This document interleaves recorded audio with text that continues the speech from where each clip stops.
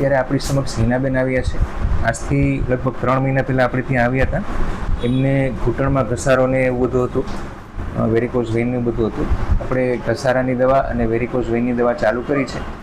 3 મહિનાની અંદર એમને પોતાને શું ફરક છે, કેટલા ટાઈમથી શું પ્રોબ્લેમ હતો અને શું એમની ટ્રીટમેન્ટ કરી હતી પહેલાં, અને આપણી દવાથી કેટલા ટાઈમમાં શું ફરક છે, આપણે એમની પાસેથી સાંભળીએ.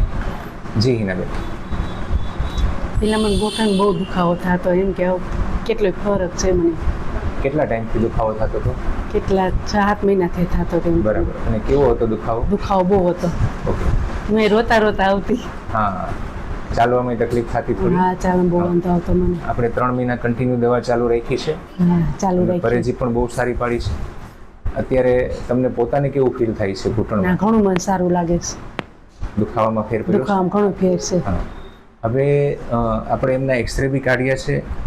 પહેલાંનો એક્સરે છે આપણી પાસે. પહેલાંનો એક્સરે જોઈએ. એમનો 3 મહિના પહેલાંનો એક્સરે છે